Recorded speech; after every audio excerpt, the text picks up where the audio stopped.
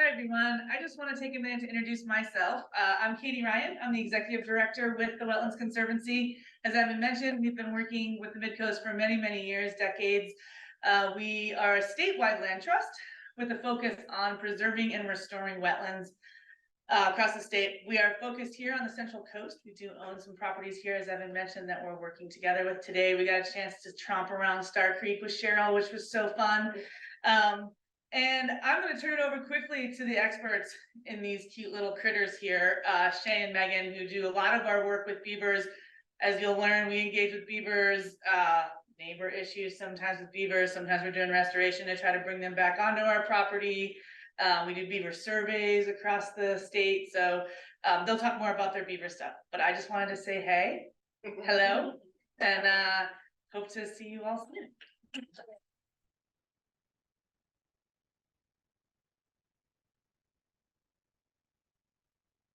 Hey, hello. All right, this is about the right distance. That's good. Yeah. Great. Okay. I think the first slide is just pictures of us, right?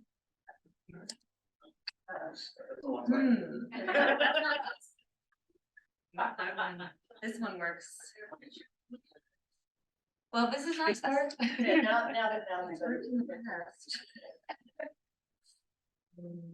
Maybe it's gotten bored. Yeah, it had to wait a long time. Oh, are we on? No. Oh, there's us.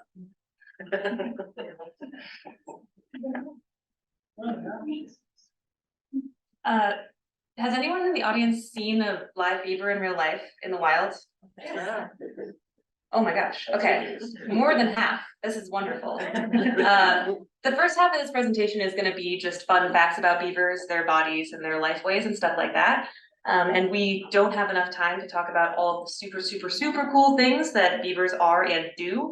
But if you would just hold on to anything that you think we've missed to share with us in the end, people telling stories about beavers is the best. And so like during Q&A, if you have anything to add to what you've heard tonight, please share with us. We're here to learn just as much as we are to share. There it is. You got it. So glad you're here. Some days. Okay. Cool. So Katie already introduced herself. We can introduce ourselves now. I'm Shay. I'm the one pointing mysteriously into the distance. I'm the community engagement manager for the Wetlands Conservancy, but that's just a fancy title. My job is to bring people into wetlands to experience wetlands. So sometimes that's wildlife surveys, community science surveys, and sometimes that's volunteer projects, cleanups, plantings, etc. And so there's a counterpart to me in the audience today. It was really exciting to hear about all of the projects you all are doing. It sounds incredible. But yeah, that's me. I'm Shay. So, I'm Megan Garvey. I'm the Stewardship Director. And yeah, I do lots of different things, mostly at this point manage most of our properties in some way or another. Sometimes that also just means working with our partners to manage our properties. And then we also have a lot of beaver work that we'll talk about later, which is what we do when beavers are messing up our properties per se. We love it and we sometimes don't love it so much. And then also some of these great beaver projects we're working on for statewide kind of research and how we can contribute to that as a wetland conservancy. Yeah. Okay. Oh, it's happening again. Cool. Well, the next slide I can just start reading from because it's just text, and so you'll all catch up when it appears on the screen. It's our version of land acknowledgement. We're on native land. We're always on native land, no matter where we go in the continental United States and beyond. And so we honor this land and its original inhabitants from time immemorial, which includes many tribes and bands, including the Confederated Tribes of the Siletz Indians, the Confederated Tribes of the Grand Ronde, the Yakina, the Confederated Tribes of the Umatilla Indians. They live and prosper by maintaining strong cultural ties to the land and through wise management of resources. So what Western scientists and restoration specialists and ecologists, that's us, that's the people that you just heard from, are teaching now and are sharing now about beavers being keystone species and restoration partners, collaborators. It's having a really hot moment in the media. It's really popular right now, which is exciting for us because we get crowds when we come to talk about it. But it's not new information. This has been around since time immemorial because of indigenous traditional ecological knowledge. Beavers feature heavily in Pacific Northwestern native origin stories, art, life waves, artifacts, and modern society and ecology both suffer from the absence of beavers in many of the same ways that they suffer from the exclusion and the erasure of native people's relationship with that same land. So as land stewards, as conservationists, we recommend that everyone involved with environmental movements, environmental causes, restoration, etc., read widely on issues of native equity, invest in tribal economies, support native sovereignty, and support land back initiatives. Beaver chewing on the wire. It happens sometimes. We thought we were safe inside. Just keep it, just not add a percent in.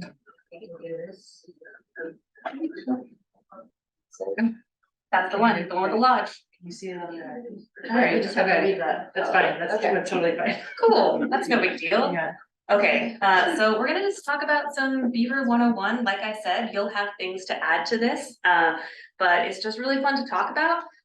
So beavers are mammals, they are rodents, they are semi-aquatic fur-bearing rodents, if you want to be really technical about it. They live and breathe on land, but they spend most of their time in the water. They're really agile and sort of balletic and fast in the water.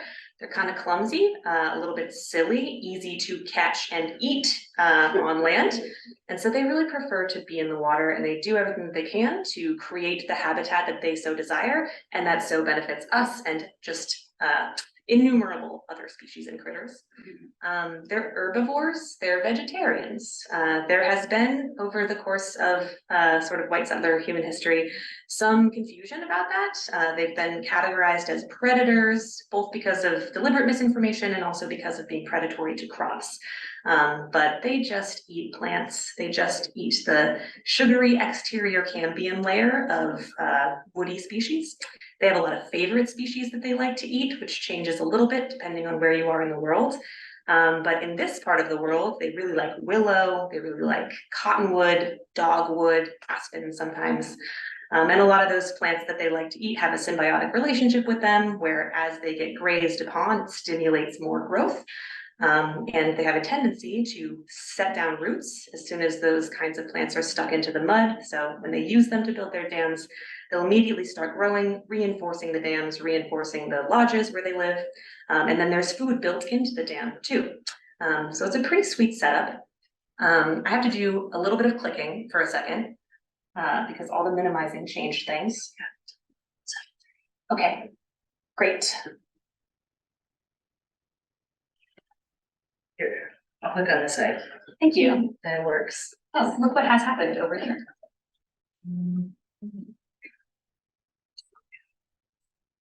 Okay. Well, Froze over here. yeah, thanks everybody for Yeah. bearing with us through technological difficulties. They don't pay us It's to do this. All right, I got what I was looking for. Cool. So let's talk about their bodies a little bit more. Beavers have super cool bodies, starting with the fur. That's the thing that got them almost exterminated, is their super amazing fur. There's two different layers of fur. The exterior layer is, ooh, we're too far. That's okay. The exterior layer is these long, thick, really sturdy guard hairs, which are waterproof and allow them to move through, you know, thickets and thorns and water without getting drenched. They apply their own castoreum gland oil onto their fur to make them a little bit more waterproof so that they don't get drenched and heavy. And then underneath those guard hairs, there is their downy underfur, and that's what keeps them really warm. And so the combination of those two things makes their fur as pelts really valuable because it's waterproof and it's extremely warm. And so we'll get into what happened with that later. But while it's still on their bodies, it's really serving them. They can live in really, really cold climates. They have ears that are filled with fur, and then also they have a membrane inside of their ears that can close when they go underwater so that their ears don't fill with water. They have a secondary membrane on their eyes that can close the way that a lot of reptiles and birds do. It's called a nictitating membrane. So they can have their eyes technically closed and protected from the water, but still open and see underwater. They have membranes inside of their nose that they can close, and they have membranes like a secondary lip behind their teeth that they can close also, so that they can have a log in their teeth and then have their lips behind their teeth closed so that they don't drown. They can hold their breath for up to 15 minutes with those membranes closed. Yeah, they don't have super great eyesight. They're more into hearing and smelling. They can see, they can do fine. But for communication, they communicate urgent messages using tail flaps. If you've heard beaver in the wild, that's probably what you've heard. They do also vocalize. They make like sweet little chittering noises to each other, especially if there's microphones inside of their lodges. You can get a little snippet of what that sounds like. It's very sweet. And they engage in play and mutual grooming and stuff like that. But yeah, sound and then smell is the other main form of communication that they like to use. And that is primarily using their castoreum gland, which is their anal gland. They spray scent mounds in their habitat to mark their territory. They rub that oil over their fur to both waterproof and identify themselves. They can identify their family members based on smell, even if they've been separated for long periods of time. And then, okay, their forepaws, they have super humanoid hands. You probably saw that in the first image of all those cute baby beavers. Their hands just look like human hands with claws on them, but they can use them to dig all sorts of channels and holes and build dams. And then their hind feet have webbing in between the toes, which is what makes them so good at swimming. If you see a footprint in the mud that looks like an extended heel, kind of like a human baby foot, but with claws, then that's a beaver.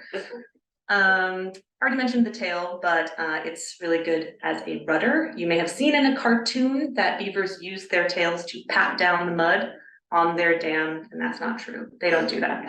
It's just in cartoons, sorry to break your heart. But they do use the tail to help them balance and move through the water, so it's still really useful, but it's also really dangerous because it's so fatty and it's such a good thing to eat for their predators.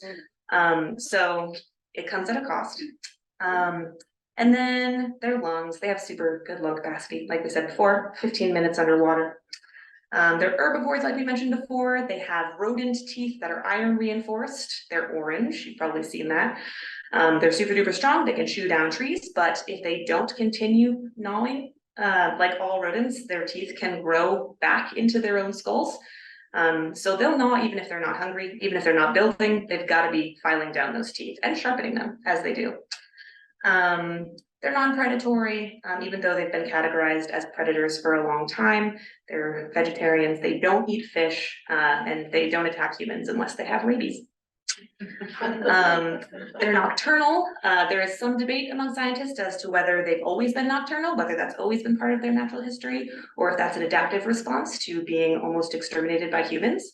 The more precise term is crepuscular. They are active at dawn and dusk, so at the edges of the night. It's when they like to graze and build and play and swim.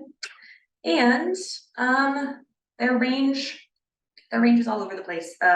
We have the North American beaver, or the American beaver, Castor cadensis. There's also a Eurasian beaver.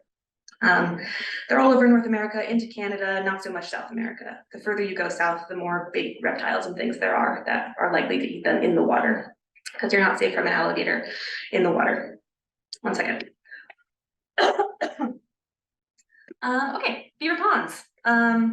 This is a picture of a dam. It doesn't always, or sorry, of a lodge. It doesn't always look like this. This is a beautiful illustration, like an idyllic lodge. But they build lodges in ponds after they've dammed up an area and water has raised to a height that's high enough for the entrance to their lodge to be underwater. That keeps them safe from things like coyotes and wolves and bears and mountain lions. Yeah, that's the only thing I want to say about this slide. We can talk about how they live their lives and what their families look like. Very family-oriented creatures. They are said to mate for life, which is technically true. They partner for life and they raise children together for life.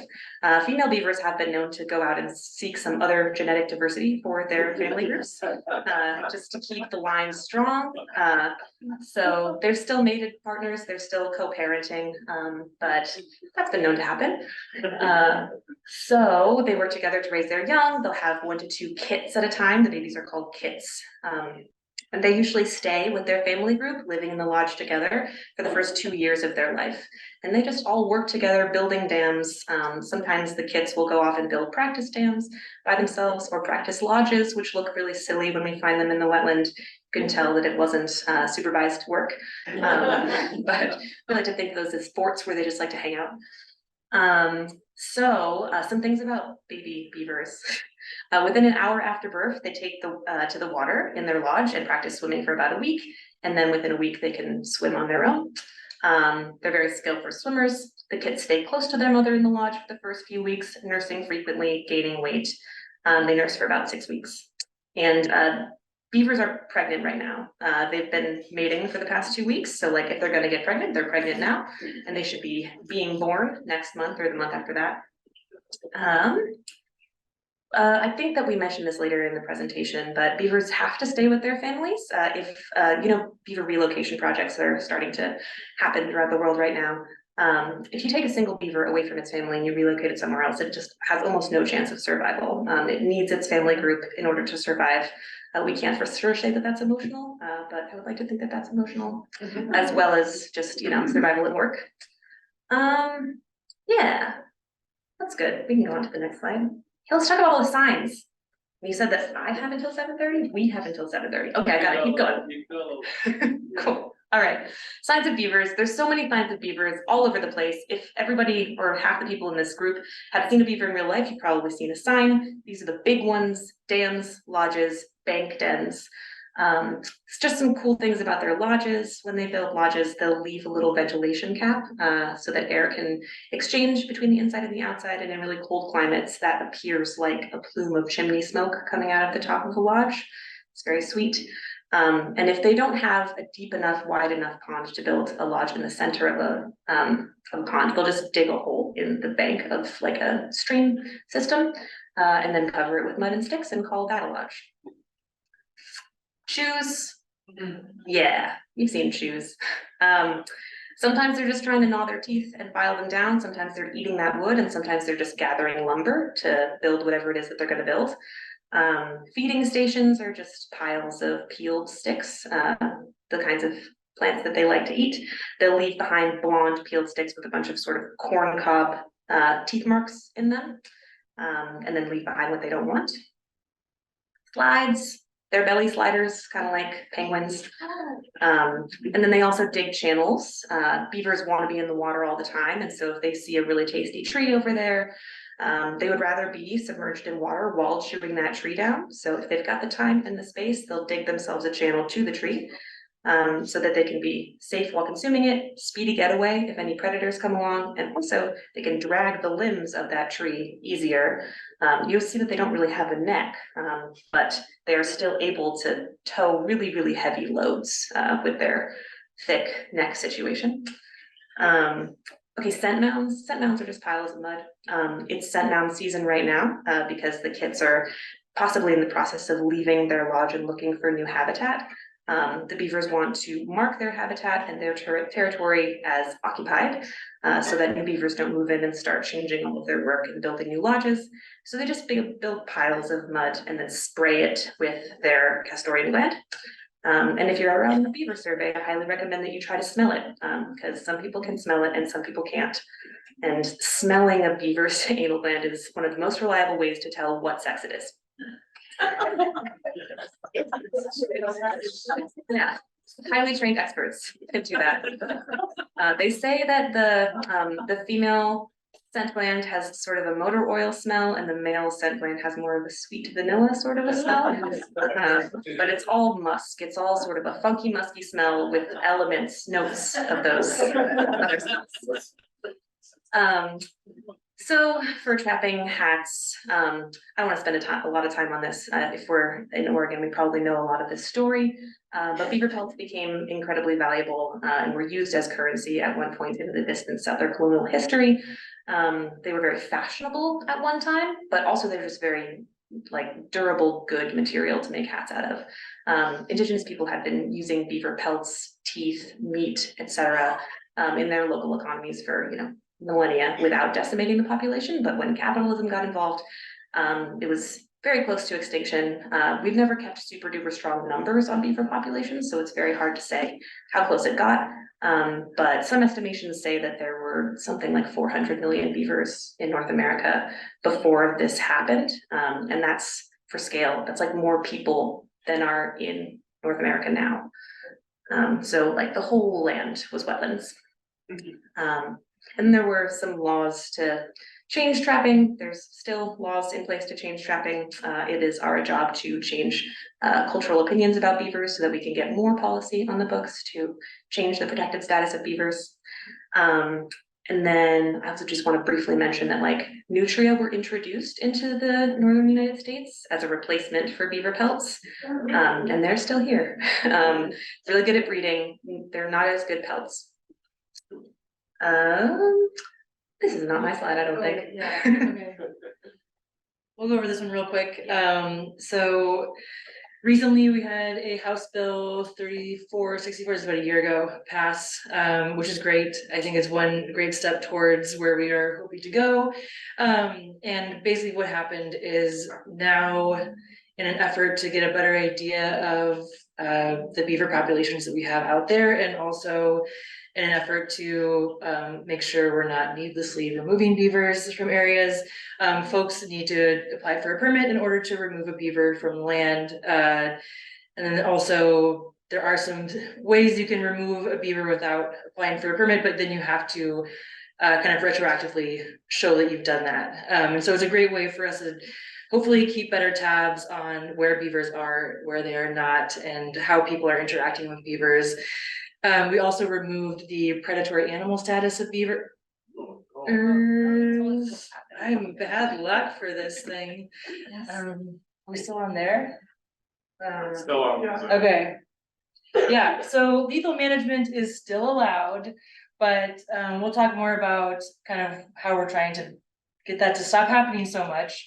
But it is still allowed, but this is sort of one big step that we've made as a community of voters to change that. There's another bill that recently tried to go through in order to fund different watersheds, nonprofits, and folks to help landowners deal with beavers through non-lethal methods. Unfortunately, that did not pass through this last legislation period, but hopefully it's okay. Hopefully it will soon. I think that this was a very short legislative session, so a lot of things we're trying to get through really fast, but we're gonna try again to fund that work. Yeah, no, I'm sorry. I think I'm like a curse for whatever's going on here. I can't step too close. We're just, no. Oh, that's good. Let's do it. Can you see this? Oh. Just imagine that you see a beautiful illustrated picture of a beaver lodge with a trumpeter swan on top and a butterfly on top of that, a moose in the background, and some acorn woodpeckers along the tree on the side. We're just gonna talk about why beaver dams are good for everyone and everything, starting with water quality. By slowing down and backing up water, beaver dams allow pollutants and really anything suspended in the water, just a chance to chill out and settle down to the bottom. A lot of times that's sediment, a lot of times that's suspended oil, whatever it is. Slower water is better for everyone because it's eroding less things. And then by the time it gets through the beaver dam, which I yesterday heard described as a coffee filter along the highway of the water cycle, it's just clean water comes out the other side. Maybe not clean enough to drink right away, but if it goes through enough beaver dams, maybe clean enough to drink. They're also really useful in protecting against wildfire and drought. Beaver ponds allow water to seep into the ground, replenishing aquifers, groundwater, whatever the case may be, depending on where you are in the world. And it keeps the surrounding area moist. So if a wildfire blazes through, it will have to stop. Hopefully it will be able to jump to the other side of the beaver complex. And hopefully it'll slow down the wildfire, maybe stop the wildfire, but at least provide a refugia area for all the creatures who live in that forest to go take refuge in the beaver complex. And then, like I mentioned before, erosion. Beaver dams are really good at slowing down water so that they are less scoured, channelized, eroded, etc. So water sticks around longer. And then, well done, thank you. I think we should skip this video. Video seems like we can't handle it tonight, but it's okay. it's just a summary of everything we've already said with like cool stop motion animation in the background. Which we can share that link with everybody in It's a on follow-up YouTube. email that goes out. Yeah. It's really cute. And then it's time to talk about human beaver conflict. The reason we're all here today, really. You're doing everything you can. Yeah, it's Megan's Okay. turn. I don't think I'm gonna do as good of a job of describing the photos that we're looking at. Yeah, so. We're gonna talk about human beaver conflict, and. Oh, can you see this? Yeah, okay, so. The Wetlands Conservancy, a lot of our properties are in the Portland area, so we know this can happen all over Oregon, but there's especially a dense amount of conflict potential in urban areas. And so we're thinking of trails, parking lots, roads, people's houses, all of these things that can be built right up next to wetlands. And so when beavers move in, build their dams up, oops, now we have a flood. And so unfortunately, a lot of infrastructure in Oregon was built in the time after beavers had been more or less exterminated for a little while. So once we kind of let things grow back, beavers are repopulating the area, and now we have a problem when in our, we don't live very long compared to the grand scheme of things. We're like, oh, we've never seen beavers here before. It's like, yes, maybe we haven't for the last 20 years, maybe we haven't for the last 100 years, but guess what? For the last thousands of years, they've been here. So when that happens, it's a bummer. And so, yeah, let's talk about what we can do when that happens. Traditionally, a lot of management consisted of non-coexistence management, we call it. And this is actually not really a coexistence management tool, it's just a great photo. So what we would do is we would remove beavers by killing them, by getting rid of their dams, notching their dams, taking a backhoe or a pick to it or something. Also, yeah, relocation. Yeah, dynamite is great. That's great. Yeah, thanks. And then relocation, that has been happening for a while. It's a lethal alternative, but as Shea was talking about earlier, a lot of times if you move a single beaver or not an entire family together, then you have a problem. They end up just being bait for their predators. So this is fancy. Okay.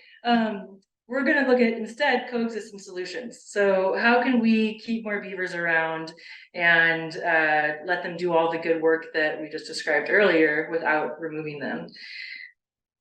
So one of the things we can do like when we see a girdle or a cut tree, what do we do? Sand painting is one of our options. We basically mix a bunch of paint and sand, and then you paint the tree with that. That sometimes can be very helpful. Also, sometimes it doesn't work. It depends on the size of the tree, the location. So a lot of these fixes I will talk about can work really well in some areas and not others. So this is why we deal with professionals when we're trying to deal with issues. Oh yeah, sorry. Also, caging a tree is a classic. I'm sure everyone's seen caged trees around here. I think it works pretty well, pretty solid.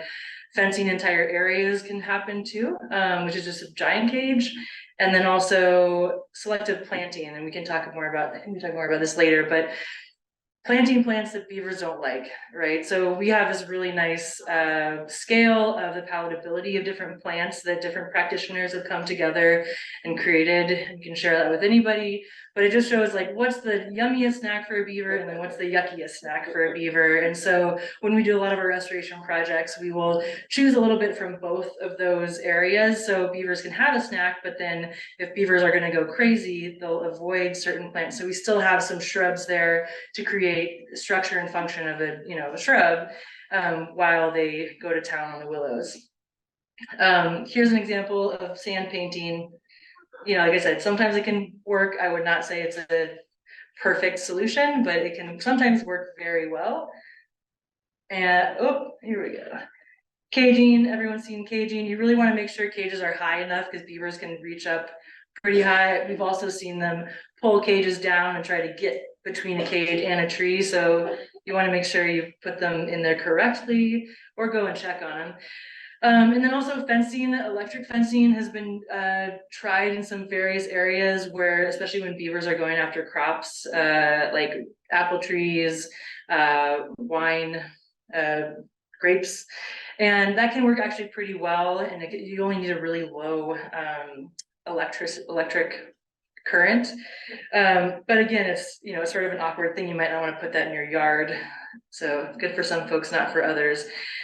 And then selective planting, this is our great chart that we made with the help of various partners. I'm sure you can't really read any of this, but we're happy to share this with folks. Basically, you have things like willows, dogwood on the top, things like spirea, Oregon grape down low.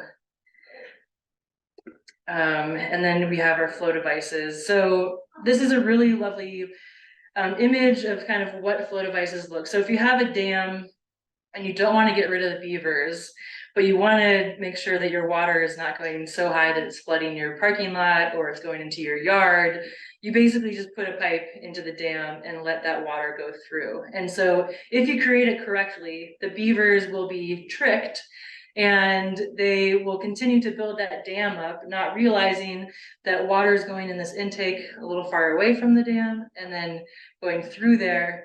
And just continuing on. So of course, if you have a really big rain event and your pond, you know, you have tons of water coming into your pond, the water is gonna top that dam anyway, right? But when the big rain event stops, this is gonna help level it out to a water level that you select yourself. And so you can even go in here and you decide that, oh, this is still a little bit too high for us. You can bring that pipe down at the dam a bit, and that will lower the water level of the pond. And these are generally pretty, if you have a professional who knows what they're doing and has experienced this before, they're usually pretty effective. But there's been a lot of modifications over the years. We continue to modify them. And also, if you have to get the permit, well, you generally have to get a permit from ODF and W in order to install one of these because of fish passage regulations. And so we want to make sure that fish can still get up the dam while we have that there. Also, we're not creating a nuisance, inviting the fish jump in that pipe and then they get stuck in the cage.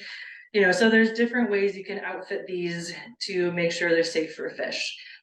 I'll talk about that more later if you want. And then the other big thing is the trapezoidal culvert fencing. And that's basically what you do for trees, but around a culvert. You want to make sure it's really big and wide and kind of comes out. And that means that the beavers can actually build their dam all the way around that culvert, but there's enough surface area. You're increasing the surface area of the dam, so you have more water flowing through the dam into that caged area, and that, you know, you want to make sure that your cage is large enough for your area. So there's a little bit of engineering involved, but can be very effective. And then culverts, right? So ideally, instead of just building a cage around your culvert, you would get rid of your culvert and make a bridge, and then the beavers have more room to work in. It would be a more natural environment. So this is sort of our holy grail, is just get rid of the culvert, put a big bridge in there, put a box culvert in there. And when you do that, you can, you know, still have your road. Sometimes you might want to make it higher, you know, but it's something that if it's designed correctly, you can just get rid of the beaver problem altogether. Beavers can just do whatever they want underneath there. But unfortunately, beavers, if they see a culvert, they love to have control of these little, like when there's basically, they love a dam. A road is just a giant dam, and a culvert is, you know, someone poked a hole in their dam. So they will try to fill that up. If you make the bridge large enough, then they're not so worried about it. Okay, so I know we're getting close on time, and we'll try to go through this quickly, but this is what I think is really fun and interesting that we're doing. This is the Tualatin River watershed. This is west side of Portland. It's an example of what we're doing with kind of imagery and beavers and trying to, like, what are the next steps here? So I guess as the Wetlands Conservancy, our goal is to have as many functioning wetlands out there as possible, right? And we know that beavers can create wetlands, they can improve wetlands, and they have all of these huge benefits for climate change, fire resistance, drought, all this kind of stuff. So ultimately our goal is to see how many beavers can we get on the land, how many, you know, beaver friendly properties can we support?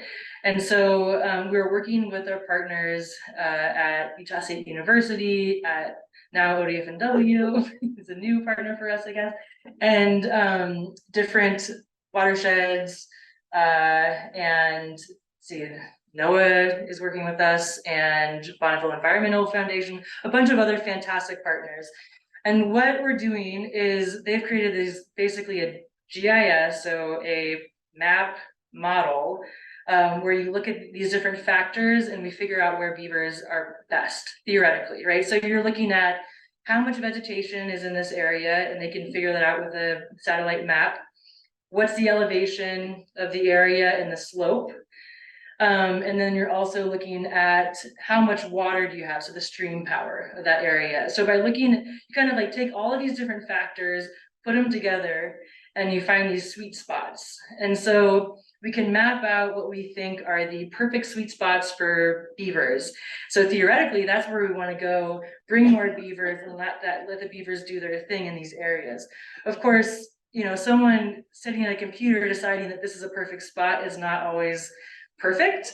And so what we are doing, the Wetlands Conservancy, is we are taking a bunch of volunteers out, training our community scientists to go out, and they have basically the same list of factors on a piece of paper, and they go out into the field and they say, yes, we have that, no, we have that, and they sort of check it off. So what we can do is by having our volunteers in the field, we can ground truth the computer model of these sweet spots for beavers. So we've been doing this for 2 years, working directly with the BRAT folks. The BRAT is Beaver Restoration Assessment Tool. That just is fancy word for saying the mapping tool.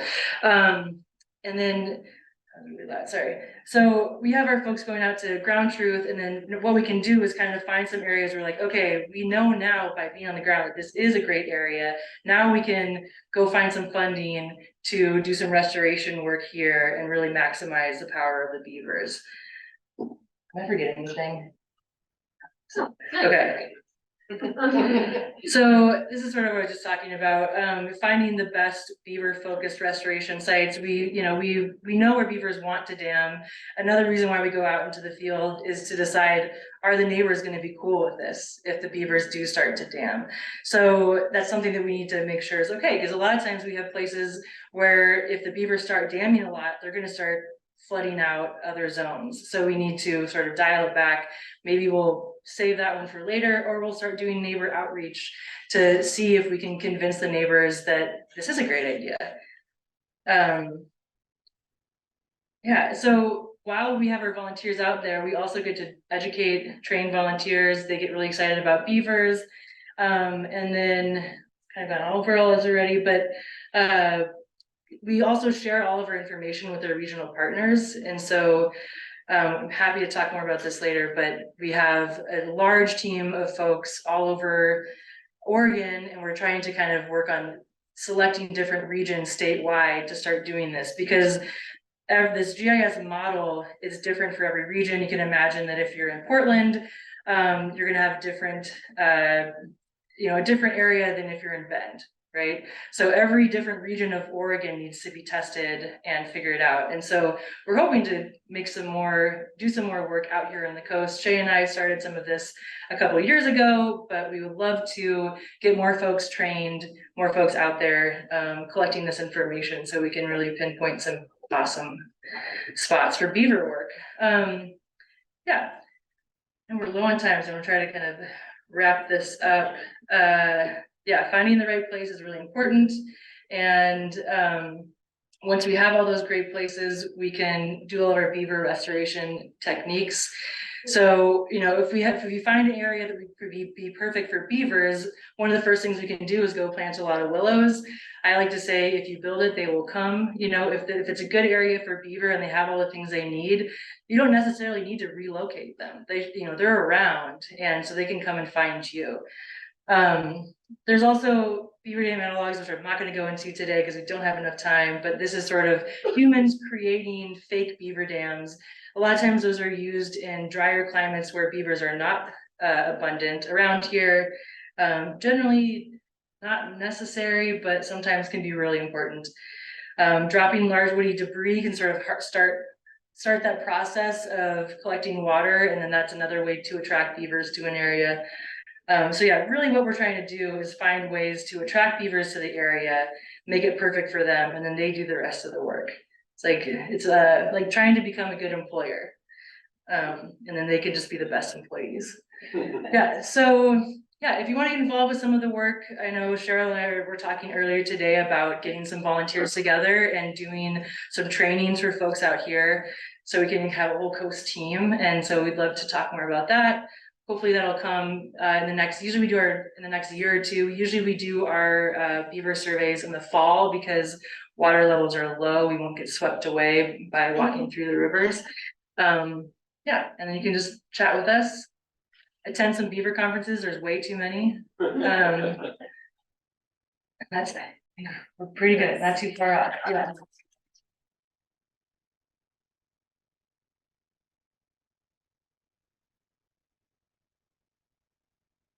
Do you have any questions? Yeah. Time for questions. If anybody would like to share a story Yeah. or ask a question about anything beaver related, especially if it's beaver nuisance related, please raise your hand or come see us after. Anything is fine. Is this a question? Yeah, what's up? How good is the people that you're working with up in your area? Like, are you finding that ground rooting is confirming, or is it a mixed bag? Yeah, that's a great question. I'll repeat the question. Yeah. So the question is, how good are the models at predicting where the beavers will be or where they should be? And I would say it's really complicated when you get into it. And also there's some areas that say that they are bad for beavers, but really it just means it's so flat that the beavers, if they don't have to dam very much, right? So you kind of have to know how to understand what the model is trying to say, because sometimes the model will say that beavers, this is not the best place for beavers, but you will have a bunch of beavers there. The model is calibrated in a way that's trying to tell us like where are we going to get the best bang for our buck if we start putting dams here. So if it's really flat, that's not the best bang for our buck because you don't need a lot of dams. But if you have a little bit of a slope, then you can put some dams in there. And as Shea was saying, that each dam is like a coffee filter. So the more dams, the better. So these models are sort of calibrated in a way that are having us focus on areas that have a little bit of a slope where you can have just the perfect amount of dams. And I would say they can be pretty good at predicting, but we definitely go to sites. And the two issues we have are people not understanding what the model is trying to say, which is really important because it's only as good as, you know, we understand. And then also for sure, there are some things that are messed up, right? So like there's a road in the way, or there's a slope is steeper on one side and not on the other. And so like there's some funky things that can happen. And so so it's not a perfect model, but I would say it is pretty great. And there's another model that is the Vanessa Petro model that's been used by ODF and W, and it's slightly different. And so if you take both models, you know, and sort of look at them and understand what they're both trying to say, you can get some good information. But I think that having people on the ground ultimately is the best way to go. Yeah. Yeah. What's the fewest number of beavers you can transplant and have it be successful? Yeah, so the question is, what's the fewest number of beavers you can transplant and have it be successful? I think it's 2. And so the reason why I'm saying this, and this is, don't quote me on it, well, we can quote me, but in Washington, they have I'm not sure if it's still active, but for a while, they had a sort of like a beaver hotel where they would bring random beavers that had to be trapped into one location, and each beaver had their little, basically like a dog crate. And they had them all socializing, and eventually they would start crating together. So they'd find a mate, you know. And so if they had 2 beavers together that do not have any kits, they have had some success relocating them together as a pair. And then they would, if it was a good site, they would start a family there. I don't know. I think that oftentimes when you relocate beavers, they get picked off, you know. And so you're kind of, it's every time you do it, it's a gamble, but yes, I believe the answer to that is 2, it's the short answer, yeah. We live on the Salmon River estuary, and I see a lot of evidence, and we have seen beavers in the river, but I don't see the evidence of their dens. How do they deal with the tide? Yeah, do you want to hear? I have the beginning of the Okay. answer. Yeah. I think the beginning, repeat the question. If you're living on the Salmon River estuary and you see beavers and evidence of them, how do they deal with the It's a tide? tidal estuary, so it's not like water flowing downhill all day long. It's gonna flow back uphill for 6 hours. So how do beavers live in that environment and be successful? I think the beginning to that question, and Megan can supplement this, is that they don't live in there. They might build a dam, and it might be there for a while, but the tide coming in and out all the time, it's gonna wash it away. And so chances are they're gonna travel up into more fresh water and build their homes there, even if they come down to graze and spend time in the estuary. You can say more. Yeah, so Shane, actually, we were in parts of the Salmon River estuary when we did some beaver surveys, and we definitely saw a lot of evidence of beavers. I think that they would build their, so the beavers need to have their dams where their the entrance to their lodges, where the entrance to the lodge will always be underwater. So where we've seen beaver dams, we have seen some remnants of beaver dams where there's a little bit of tidal influence. I'm sorry, I keep on saying dam instead of lodge. We have seen some lodges where there's a little bit of tidal influence. And I guess why you might not be seeing them is because they might be a little bit upstream and they could just be traveling downstream to graze. So when we were in the Salmon River estuary, we saw a lot of evidence of grazing in the tidally influenced wetland, but definitely very few dams. And I think that the grazing evidence that we saw looked like it's kind of an occasional coming through to snack on some things, maybe scout some new areas. Like Shea was saying, sometimes the young kids will move around, and when they're young, they maybe don't know the best places to live, so they might kind of test some places out. And they might just be living a little bit upstream, in a tributary in a pond, and then coming down. That's my best guess. But we have not seen any dams, we've seen some dams in the estuary. They tend to be washed out once in a while. And we have not seen any active lodges in the saltier side of estuaries. Yeah. Go ahead. Sorry. I'll just go ahead. This is anecdotal, but I always call them bank beaver. Mm-hmm. And they burrow in, they make huge openings. If there's a tree of any size, they'll be under the root system and all that.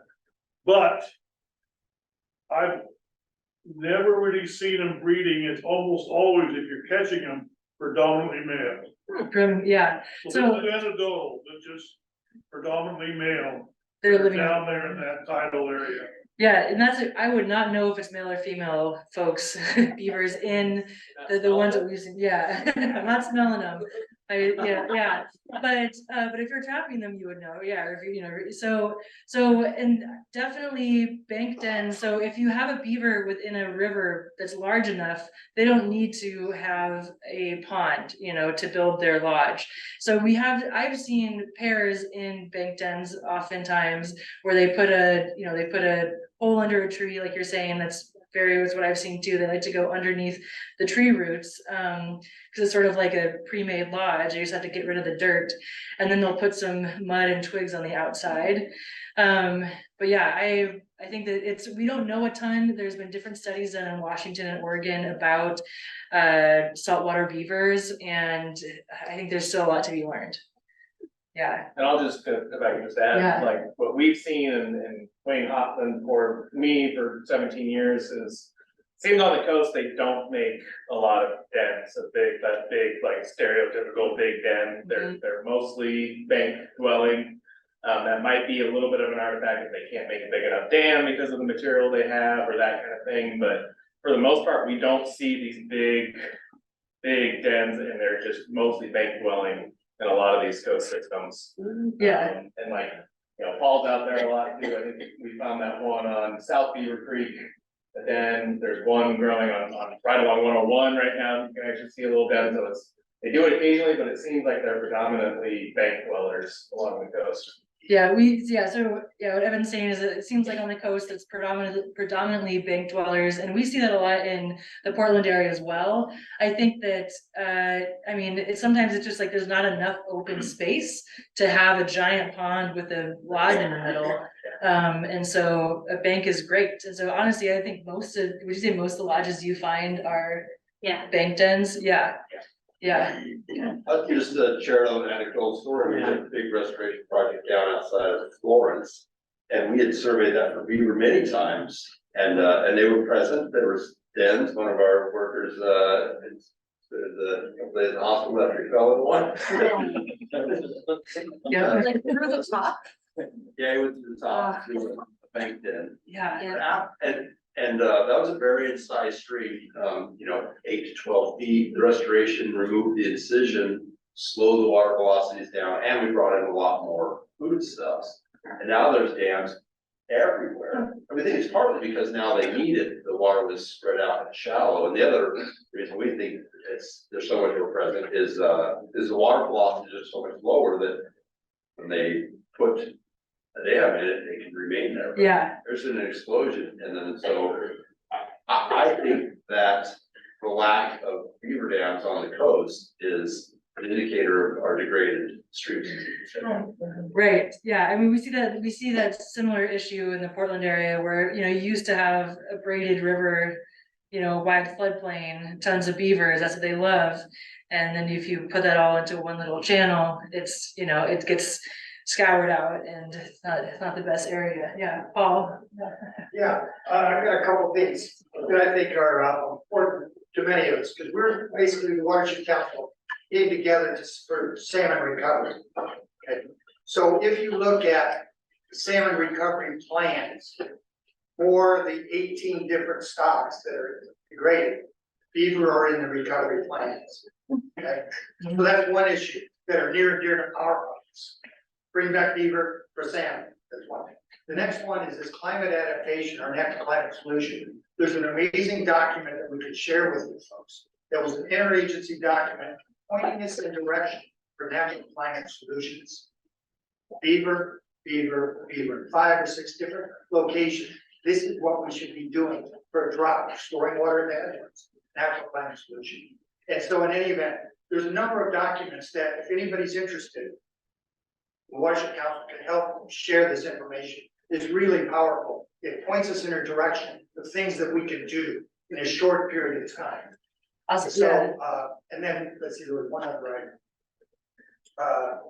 Make sure you leave your name if you're interested in this, because there is momentum related to protecting beavers at a landscape scale. Okay, and we need your help.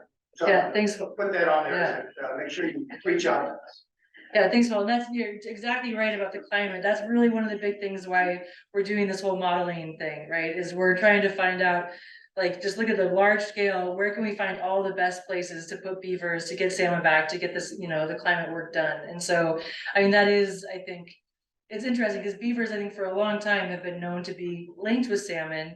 And now with climate being such an important and urgent issue that we're looking at, it all fits together. So it's interesting that we've been looking at this for a while and now, boom, climate fits right in there, so. I remember my third item. Okay, yeah. Have folks heard about a keystone species? This is what this species is. And so it's a big deal. It's 60+ species associated to that animal. I mean, it's really spectacular when you think about it, how valuable they are in the landscape.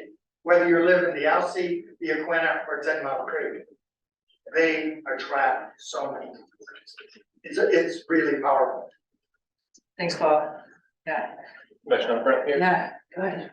This might be a question that I should ask you privately, but I live just above 62nd Street on 101, and there's a wetland there. And South Shore is directly across the street from me. And I was told at one point, I understand anyway, that there were beavers there. And then when they built South Shore, they took them away. I don't know if that's true or not. So I don't know if my area, I'd love to have beavers there. Yeah, Evan might know more because we're not as familiar with this area. I know they have done some trapping. Sounds like in a that tale area. as old as time. Yeah, there's been some trapping in that area. I've done a couple surveys in that area and I know there's still some around. They haven't gotten rid of all of them. I've never seen one, Well, but I- somebody said they saw a dead one on the road. Yep. And I can tell you, a lot of our sites, we've had neighbors remove beavers from our sites, we've had folks trap them out. And kind of like I was saying earlier, if you build it, they will come, if it's a good area for beaver, they will come back, you know? And they might be getting trapped out because they're disrupting the infrastructure, someone doesn't like them, there's a lot of reasons, but I still stand by the fact that if it's a good area, they'll come back. And, you know, ideally, we can have a good family unit that stays there, you know, and if you have one problem family and you learned how to do some coexistence devices, put a pipe in, put a fence in, then that family will just stay there and you can manage the family. The problem is if you keep on removing the beavers, you have new families that come in, they have new ideas. It's like you're dealing with 20 different families instead of just learning one and having a nice, you know, agreement. You mean families of beavers? Yes, families of beavers, yes, yeah. Yes. How are we doing on time? Yeah, go ahead. Yeah. I have a question from online. They're wondering if we have mostly bank dwellers, does that affect how much the water can be like cleaned? Oh, good question. Yeah, so if you have mostly bank dwelling beavers, is that gonna affect how much the water is cleaned? So bank dwelling beavers can still make dams. And so like a lot of our sites in the Portland area, we see tons and tons of dams from bank dwelling beavers. But the sort of the factor that's gonna make a beaver make more dams or less dams is doesn't need to make a dam, right? So a beaver wants to have a lot of open water in order to feel safe from predators, in order to have access to go get food easily. And so beavers will build dams in order to increase their access to food, increase their area of safety. So if they're getting everything that they need without having to build a dam, they might not build a dam. So all beavers do not build dams, but I would not say that a bank beaver would be less dam building than a lodge beaver, if that makes sense. Yeah. Water. Yeah, good. When you use your model and you find a location you think would be good for beaver, like, what are some of the actions you're taking to, I was Yeah. if they're not present? Like, If they're you not say present. if it's good, they'll come, but so what are you doing with your model? Like, Yeah, so if we find a place that would be good for beavers, but they're not there. So yeah, basically we have to start looking into why aren't they present, and there could be so many different reasons. Have they been, are they being trapped out by neighbors? Is there a barrier for them getting there from another, like, you know, you kind of think of where's your next beaver population that you know of? Is there a barrier for them getting there? And surprisingly, beavers can go at great distances to find new locations. But yeah, so we'll kind of we'll kind of go through these series of questions. And then, you know, relocation is a possibility, but usually what we try to do is like, how can we attract them? So maybe they don't have enough food, so they're not interested in the area because there's not enough food for them. So maybe we can start by putting a bunch of willow there. Maybe there's a barrier that we can kind of work on removing. Maybe there's a neighbor that's been secretly trapping them for years, which we see a lot, you know, and so we can start that conversation with the neighbor and, you know, the neighbor or some entity that might be trapping them. And yeah, or maybe there's a neighbor that thinks there's a problem, and so you can try to figure out what do they think that there's a perceived problem and then there's actual problems, and we have to deal with both of them. Yeah. How do you trap them, like a giant Havard trap? We do not trap them, but there's a couple different, there's a couple different models. Was there a picture of one in our, yeah, there's like one that's sort of like a big clam trap. And you put them by, you bait them, you put them by where you know the beavers are, and then you. It's just made out of like chain link fence material. It's not like a bear trap. What do those hangers do? What do you do once you trap it? The neighbor. Oh, the neighbor. Well, I don't know of any neighbors, well, usually they are calling a trapper who has experience with this, you know, and so they'll use those traps, or they use like more of like a, I don't know, them as like giant rat traps, live traps that are sort of like big boxes where they have the little guillotine closures is the best way I can talk about it, but yeah, so, and then, I mean, they could relocate them, they could euthanize them. There's a lot of different things. I don't really know. We've seen drown traps, which is still, I don't understand, but unfortunately, we've seen some drown traps be placed in some areas near our wetlands where other like ducks are being trapped, there can be mink that are being trapped, so drown traps, really hope people don't use those, but that's something that can happen, yeah. What are their main predators? I assume humans. Yeah, do but- you wanna take this? Yeah. Humans is definitely right, but mostly humans aren't eating them. So like mountain lions, wolves, bears, coyotes. Yeah, did I leave anything out? There might be more. Everything loves to eat. Yeah. Beavers are so good to eat. Okay. Yeah, carnivores. Automobiles is the big one. Ugh, automobiles. I wanted to just like reiterate how important connectivity is to the habitat of a beaver, because if you build it, they will come if they can get there. But there's a lot of roads, there's a lot of bridges, there's a lot of fences, there's a lot of things in the way. And so part of our restoration plan always has to be creating more connectivity between wildlife habitat. I kept seeing a hand over here. Yeah. Yeah. I just thought I might tell, you asked for anecdotal stories. We lived off the grid in Idaho in our younger years, raised our kids, lived across the Weasel River, and we had, our nearest neighbors were 1 mile away, and we lived out of town, so, we were really by ourselves, and, trying to get babysitters to come across a suspension bridge at night. We had to get the toughest, basketball players, those kinds of girls that were just nothing but them. But we came home one time and it's my turn to take my babysitter home, and we crossed, parked the car, then we walked about 80 feet across the suspension bridge, and I got her, and I was walking back.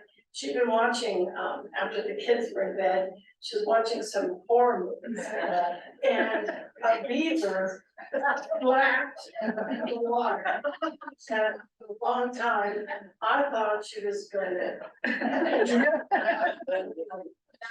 It was really hard. She came back, but her sisters never did. I think that's exactly what the beaver wanted. For people watching virtually who didn't hear that story, there's a very funny story about a beaver scaring someone with a tail flap. One more, there we go. Sorry, get under the belt. Question about the invasive nutria and how they outcompete or interact with the beaver, and what have you seen now that, the nutria is here? So nutria are sharing habitat with beaver. They're also aquatic rodents. They have slightly different food preferences. They don't eat wood, they don't chew down trees, they don't build anything. One of the biggest problems that they present to wetlands is erosion because they're grazers. And so they like to eat grass, they like to eat aquatic vegetation.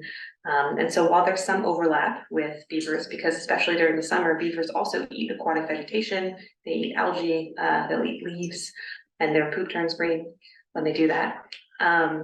There's some overlap, but they're not active at the same time, because nutria are active during the day, they're not scared of people, as I'm sure you all know. And beavers are active at dawn and dusk, so they're not really running into each other a ton. It has been really catastrophic in different parts of the country, like in the southeastern United States. A lot of nutria have done a real number eroding wetland areas, and I think in some areas up here too. In where we work, they're living alongside each other. I wouldn't say harmoniously, but they don't pose a threat to the beavers or most of the other critters that we're really concerned about in the wetlands. But that could change with climate change, that could change with other invasive species. It's all about balance. And so I think you probably have more to add. So one more quick one, Yeah. yeah, I mean, and another thing that they do is nutria will make a lot of bank dens, and so that can cause additional erosion. But an interesting thing is like, we have an area, a big wetland, it's like maybe 80 acres. And there's maybe 2 or 3 beaver families that will live there at one time. And there can be over 100 nutria. So I think that, it's, and like Shay said, they're all living there together just fine, but it's just interesting to me, that nutria are a little bit more like rats, where they'll just kind of keep on going and going, and beavers are so territorial that each family sort of needs to have its own space. So, I mean, we've seen them live together. I don't think it's, you know, any urgent issue for us right now, but nutria are not our favorite, but yeah, and let's leave it there. All right, we'll wrap it up there.